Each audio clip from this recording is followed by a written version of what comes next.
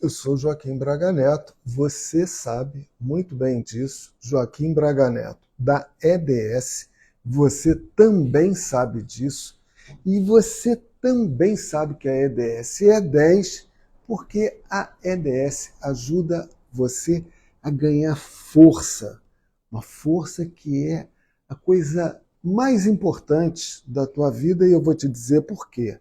E se eu te convencer, eu vou pedir para você bater um pontinho no comentário lá na frente, ok? E eu vou começar falando para você sobre força, falando da guerra do Oriente Médio. Depois eu vou falar de uma situação aqui dos morros, no Rio de Janeiro. E depois eu vou falar da sua situação específica e quais as consequências de você não ter forças, dos morros terem ou não forças, e de Israel também. Mas por que você tá dizendo, Joaquim, que Israel não tem força? É simples. Eu nunca vi um jogador de xadrez avisar quais serão os próximos passos que ele vai dar. Né? Se eu estou jogando xadrez com outro oponente, com um oponente meu, e esse oponente tem o mesmo nível de jogo que eu, ele não vai querer que eu perceba qual é a intenção dele me dar um cheque. Ele não vai querer fazer isso. Então ele vai fazer o máximo possível para dissimular quais são os passos que ele vai dar para me dar um checkmate lá na frente. Tem um professor Peixoto Vale, Luiz Antônio Peixoto Vale. O cara fala bem sobre isso, estrategista, o cara é fera. Mas o que eu percebi? Em primeiro lugar, todo mundo já sabia que a situação política do Benjamin Netanyahu, e eu vou começar aqui a dar meu ok aqui para as pessoas que estão chegando, e só para o pessoal do Facebook, que eu estou vendo já algumas pessoas aqui, o meu Facebook foi cortado, aí depois eu vou falar por que o Facebook foi cortado. Mas quem conhece um pouquinho lá a história de Israel, sabe que a situação política do primeiro-ministro, né, do Benjamin Netanyahu, era uma situação muito frágil. Ele, como primeiro-ministro de Israel, estava quase caindo. Então, essa guerra, esse ataque do Hamas a Israel foi até oportuno para que agora as atenções se voltassem para os ataques contra o Hamas, que estava fazendo aquelas incursões no sul de Israel. E aí as declarações do Benjamin eu achei de uma infelicidade enorme, né? Porque ele falou, com todas as letras, quais eram os próximos passos que o exército israelense, né, sob o comando dele, iria tomar. Então, nós vamos invadir a faixa de Gaza, nós vamos atacar, depois nós vamos entrar na faixa de Gaza e vamos atrás dos terroristas e liquidar todos eles. Então, ele já avisou e parece que foi uma reação passional. Tudo bem que eles foram atacados, né? Muitos israelenses foram mortos de forma bárbara, e alguns sequestrados, e aquela barbaridade toda que eu me recuso a ficar falando aqui, repetindo, dando publicidade àquela barbárie que foi cometida pelos terroristas de Hamas. Mas o cara, ele fala quais são os passos que ele vai dar ali na frente, isso desperta a atenção não só dos exércitos, né, do Hamas, do Irã, do Hezbollah, já lá no norte, eles ficam antenados. Ah, é isso que você vai fazer? E, além disso, da opinião pública. Nossa, nós vamos fazer o maior ataque que nunca vocês viram e agora a gente vai entrar pisando duro. Cara, como é que o cara fala isso? Quando ele fala isso, ele acirra a animosidade daqueles que lhes são contrários. da oposição a ele, daqueles que são favoráveis ao Hamas, oh meu Deus, como é que é o nome dos filisteus, né? Dos palestinos, né? Que no fundo é filisteu mesmo. Mas aí é outra história. Então, aí o mundo fica, nossa, olha a ira dele, olha o que ele está fazendo, ele está invadindo, cortou água, cortou luz, e os hospitais estão sem insumos e não sei o quê. Então, ele fez tudo isso.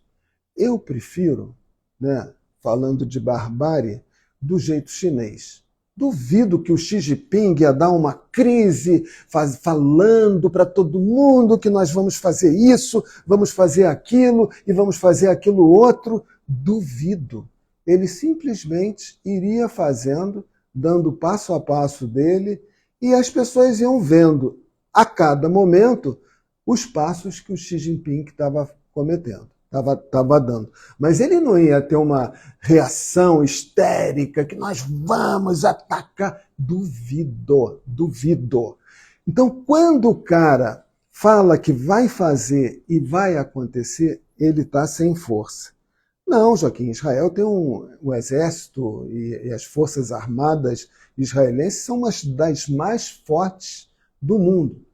Eu vou fazer uma pausa nesse assunto e vou falar da história do Morro, né? E foi uma história que aconteceu há muito tempo atrás, mas me chamou a atenção, que era uma situação onde a polícia do estado do Rio de Janeiro ela estava ganhando muitos pontos que tinham sido dominados pelo tráfico, em comunidades, favelas, morros, etc. e tal.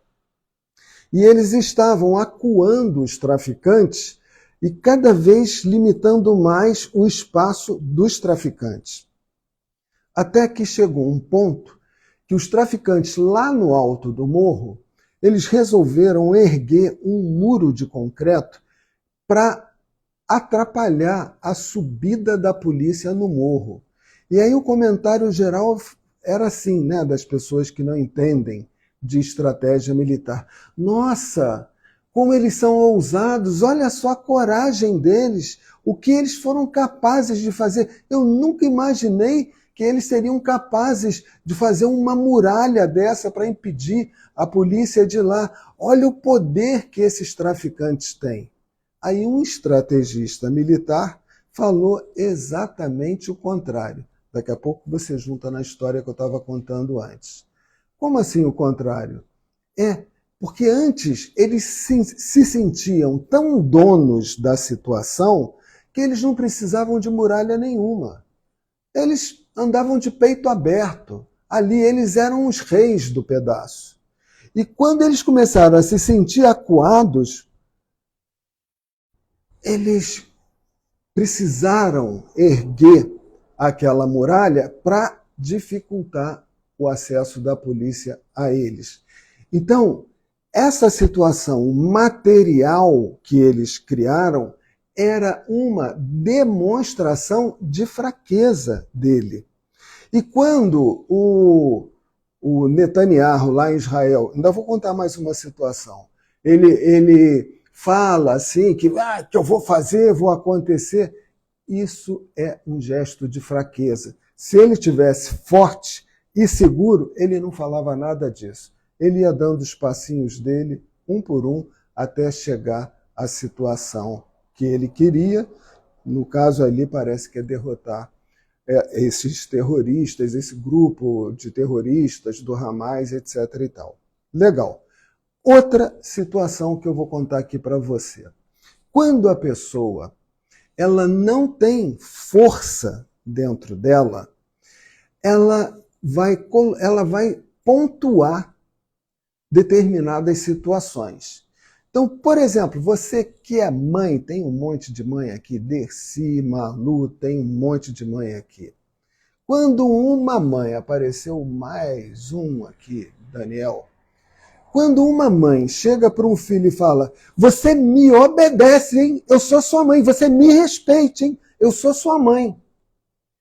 Quando ela precisa falar isso, o garoto não sabe que ela é mãe dele? Quando ela precisa falar, deixar claro que ela é a mãe dele, é porque ela quer demonstrar força. Eu sou a sua mãe. Olha a demonstração de força. Eu sou a sua mãe, eu tenho poder. Você tem que me obedecer porque eu sou a sua mãe. Pô, o garoto já não sabia antes que ela era a mãe dele? Então, quando ela fala isso, ela já disse com todas as letras que ela não tem poder. Ela precisa colocar esse mural na frente dele, eu sou a sua mãe, você é obrigado a me respeitar, porque é assim que acontece na sociedade civilizada. Quando ela precisa pontuar isso, deixar claro isso, é porque o poder não está dentro dela. Aí ela tenta erguer esse banner, né, esse letreiro do lado de fora, para dizer para o garoto que ele tem que obedecer por causa daquilo. Ou seja, ela não tem poder nenhum sobre aquele garoto. Uma outra situação também, né, que às vezes a gente ouve falar assim, quem manda aqui nessa jossa sou eu, o dono da empresa, da firma, né, do estabelecimento lá. Ele fala, quem manda aqui nessa jossa sou eu. Ainda fala grosso. Ué, mas ele não é o dono do negócio? Se ele é o dono do negócio e não é ele quem manda, então quem é que manda no negócio? Será que não estava claro para os funcionários que ele era o dono, que ele é o dono do negócio? Ele precisa colocar aquele letreiro lá, quem manda aqui sou eu? Ué, mas haveria outra pessoa que mandaria ali?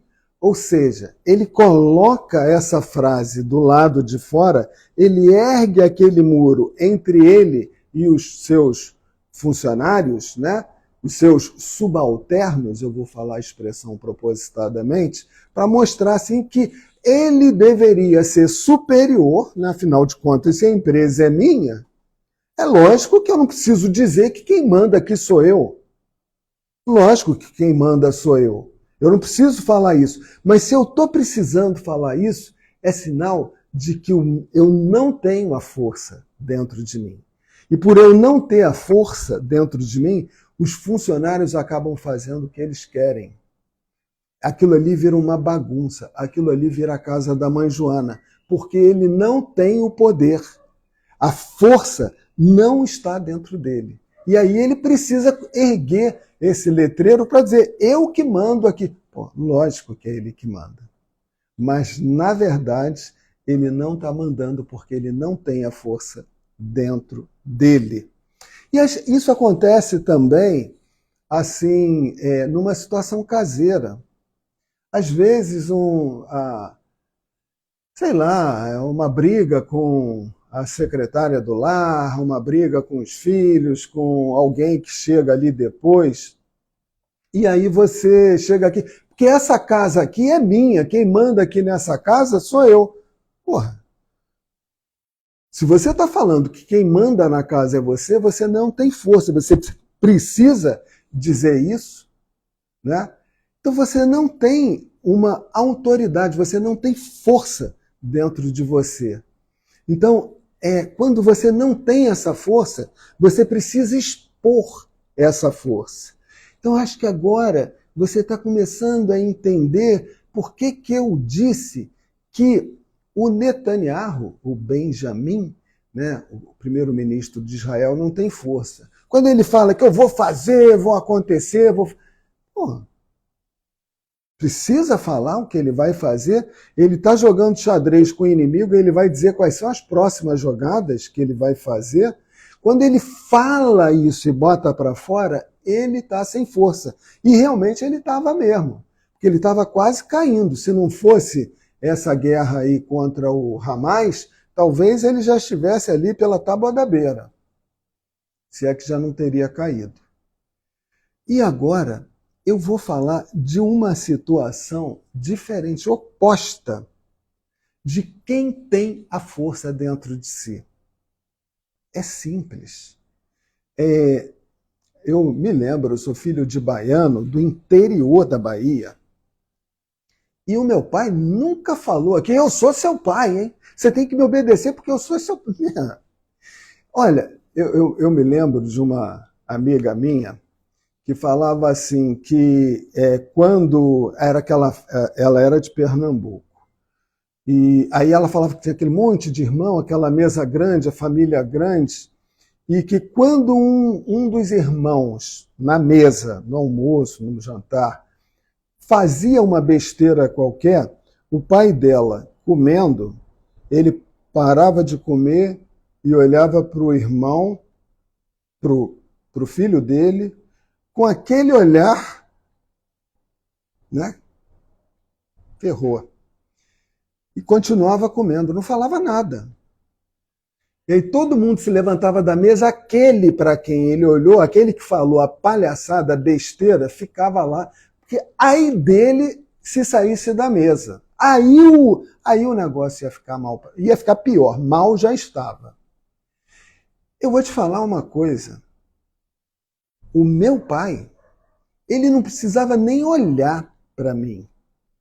Baiano, aquela educação disciplinada, ele estudou em colégio interno desde os 8 anos de idade, alguma coisa assim. Quando a mãe dele morreu, meu avô não tinha condição de criar ele, e aí pagou um dos melhores colégios internos do Rio de Janeiro, na época, que era o Colégio São José, ali na Tijuca, e ele estudava lá. Aquela educação de padres, acordava 4 horas da manhã, tomava banho frio, disciplina, disciplina e disciplina o tempo todo. E o velho, meu pai trabalhava 360 dias por ano. Sábado, domingo, feriado, sábado, domingo, feriado. Só não trabalhava 2 dias da Semana Santa e 2 dias do Carnaval, 2 ou 3 dias do Carnaval. Então era aquele cara de uma disciplina inquebrantável. Então ele nem precisava olhar para a minha cara, porque ele não precisava nem estar em casa, porque eu já a figura dele era quase que como onipresente. Eu sabia que ele ia chegar. E ai de mim de pensar em fazer alguma coisa que fugisse lá das regras dele. E quando ele chegava, me lembro ele chegando no elevador, ele balançava as chaves que ele ia pegar para abrir a porta. E eu ouvia. Só dele chegar, eu já me arrumava, sentava direitinho no sofá, ficava quietinho lá, porque a força que o velho tinha, desde que eu era garoto, né, era tão grande que aonde eu ia, no colégio, nas minhas andanças, ai de mim de pensar de fazer alguma coisa errada. É porque era como se ele estivesse ali comigo. A figura dele era quase que onipresente. Tal era a força dele. E ele era um cara muito dedicado na educação, na minha educação e na educação dos meus irmãos, mas ele dava uma atenção especial para a minha educação. E eu aprendi muito com o velho. Muito, muito, muito, muito. Então, a força dele estava dentro dele. E a minha mãe, né, dona de casa, do lar, coisa e tal, de vez em quando voava umas sandálias na minha direção, porque ela não tinha a mesma força dele. A véia é forte, está com 93? 94? Não, 93 anos. Pô, já passou poucas e boas. Velhinha tá forte. Mas naquela autoridade, não era o papel dela, era do velho, naquela estrutura familiar que eu tinha, que eu tive na minha casa, era esse modelo. Né? O pai manda, a mãe é aquela que cuida da estrutura da organização doméstica, aquele negócio todo. E aí você vê também que quando a pessoa tem força, as atitudes dela, o olhar dela, o silêncio, ela demonstra a força dela através do próprio silêncio. A maneira como ela conduz, a serenidade, a precisão das ações que ela toma, o equilíbrio que ela tem mediante as adversidades que surgem. Surge assim aquele problemão brabo. E a pessoa que tem a força, ela não se abala, porque ela é maior do que o problema. Então, essa é a atitude da pessoa que tem a força. Ela não precisa demonstrar força assim, vou comprar, vou usar só roupa cara para mostrar minha força. Ela não precisa. Ela não precisa de roupa cara para mostrar que ela pode comprar aquele tipo de roupa. Ela não precisa comprar aquele carro, último modelo, caro, que anda sozinho, que não sei o que. Não, não precisa.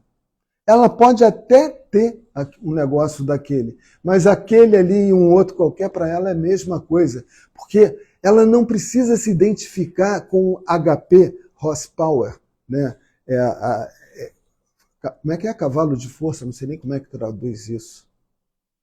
Ela não precisa daqueles HPs, né, do carro dela para mostrar que ela tem força. A força está dentro dela. Com carro, sem carro, com roupa cara, sem roupa cara. Ela não precisa de nada disso. A força está dentro dela. E aí eu estou fazendo esse gesto aqui com a mão naturalmente, é sem querer. Porque ela não vai jogar a energia dela para aquele carro que ela vai comprar para fazer uma demonstração de poder. Ela não vai pegar a energia, eu vou querer aquilo. Ela não vai, se ela fosse primeira-ministro de Israel, falar assim, eu vou fazer aquilo, eu vou fazer aquilo outro, para mostrar que eu tenho força. Então, quando ele joga a energia dele para fora e fala as coisas que ele vai fazer, ele está jogando a força que ele já não tem fora e vai querer fazer um estrago grande nos ataques que o exército dele vai perpetrar, acho que eu estou falando certo, para mostrar a força dele. Mas ele está fazendo essa demonstração de força, é uma demonstração de fraqueza, na verdade. Porque se ele tivesse força, ele poderia até fazer o ataque, mas ele não precisava falar. Então, o cara que é rico, ele não precisa ter um relógio daquele relojão de ouro, um Rolex, que custa 100 mil, 200 mil, 300 mil um relógio. Não precisa. Se por acaso aquele relógio parar no braço dele, para ele aquela porcaria ou um outro Cássio, o meu não está aqui. É a mesma coisa, porque aquilo ele não precisa daquilo para se identificar. Ele não joga o dinheiro, a energia dele naquilo. Só se ele estiver transbordando muito dinheiro. Aí comprar um Cássio ou comprar um Rolex é a mesma coisa. E como ele frequenta ambientes requintados, dia que eu for milionário, eu não vou comprar um Rolex. Eu já vou adiantando para você e vou andar com essa blusa aqui nos ambientes finos e requintados dos grandes hotéis 7 estrelas de Dubai, com essa blusa, porque a EDS é 10. Você sabe, a EDS é 10. Então a gente não precisa desses objetos, um iPhone 15, um Rolex, um carro de luxo, hotéis. Eu não preciso mostrar que eu estou viajando pelos grandes hotéis de luxo. Não preciso. Se eu preciso mostrar isso, eu não tenho força. É como aquela mãe. Você me obedece, você tem que me obedecer porque eu sou a sua mãe. Ela não tem força dentro dela. Então, qual é o problema de você não ter força? É porque você está na beira de uma crise que está se agravando. No Brasil, Joaquim? No Brasil? Não, no mundo inteiro. Já estamos na Segunda Guerra. Ucrânia, Rússia, Israel, Palestina. Vamos botar Israel-Hamas. E as crises estão aumentando. A coisa está ficando gravíssima. E a força que você tem, então eu vou para o exército lutar, combater isso? Claro que não. Claro que não. Você não precisa mostrar que é forte indo lutar lá na Palestina, lá na faixa de Gaza. Não é isso que você tem que fazer. Mas, por exemplo, Quando eu vou fazer uma empreitada, eu vou construir, eu estou construindo lá o segundo andar da minha casa. Então eu tenho que ter força dentro de mim para fazer aquela coisa crescer e está crescendo. Já é mais uma obra, eu tenho experiência em obras. Quando eu falo assim, não, eu vou fazer uma faculdade de psicologia que leva 5 anos, eu tenho que ter força para levar aquele projeto até o final. Quando eu falo que hoje, às 8h08 da noite, eu vou fazer uma live aqui, eu vou entregar um conteúdo de valor para você, eu tenho que me organizar e falar, eu vou passar um conteúdo de valor para ele e para ela. Então, é com essa força que eu dou passos, né? Ai, como é que eu vou pegar esse livro aqui? E vou seguindo, ai Jesus, em frente sempre. É o livrinho, meu primeiro livro. Já escrevi 2. Estou doido para me aposentar e escrever o terceiro. O segundo é Estrada dos Sonhos. É um curso fantástico. Esse aqui é um livro assim de...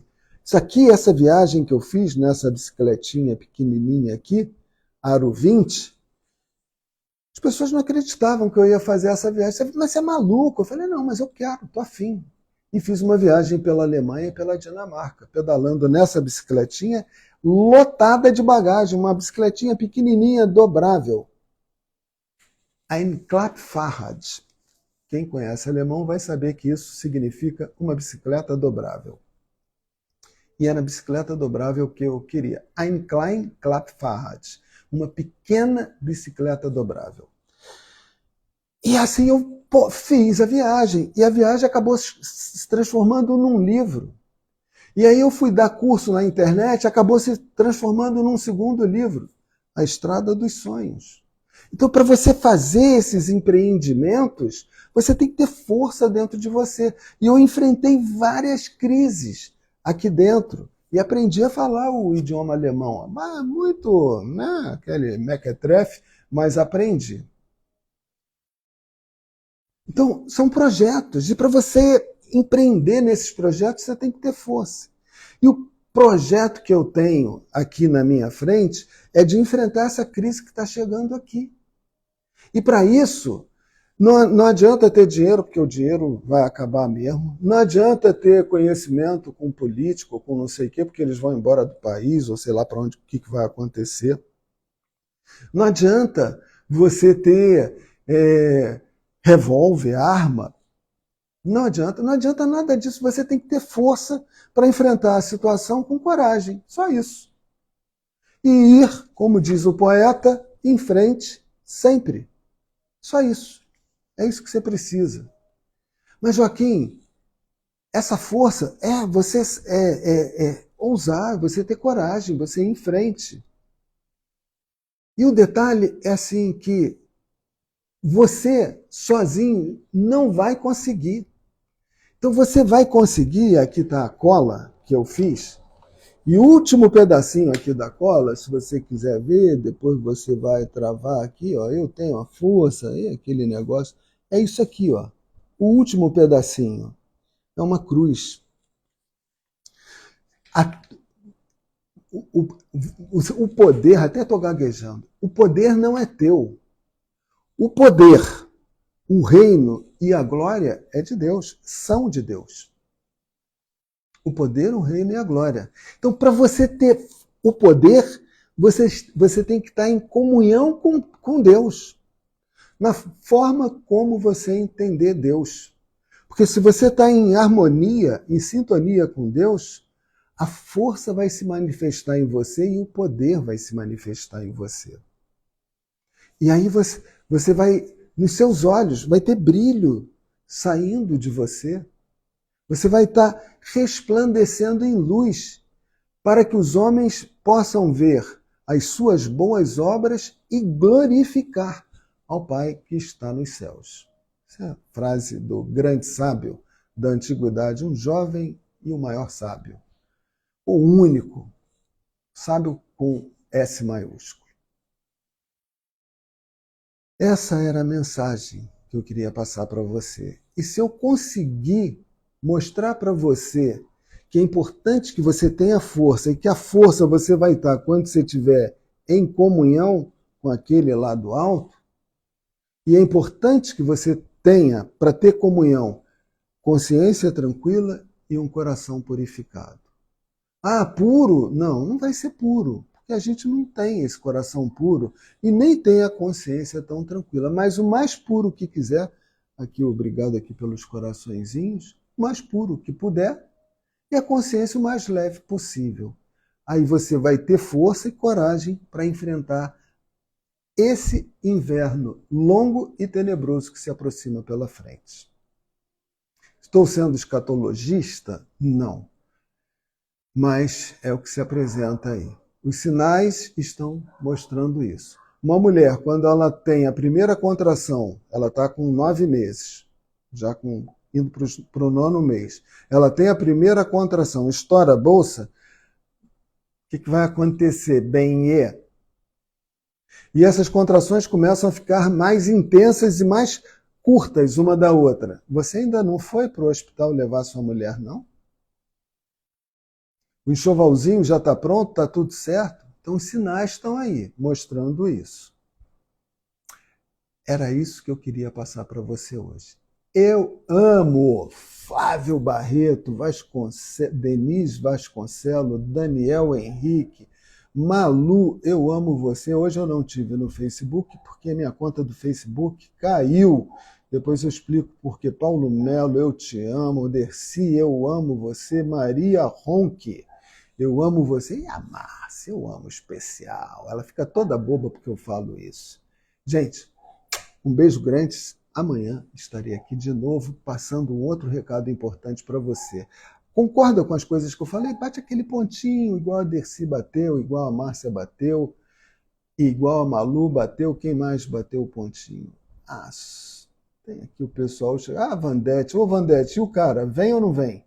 O cara não, a mulher. Ela vai comprar o meu lote? Ó, quem quiser comprar um lote aí, Miguel Pereira, é só chegar aqui, fala com a Vandete e vai comprar um lote super legal. Então fala comigo também, pode ser. Beijo grande. Ah, bateu o ponto, né, Márcia? Amanhã eu tô aqui, hein? 8h08. Tô te esperando.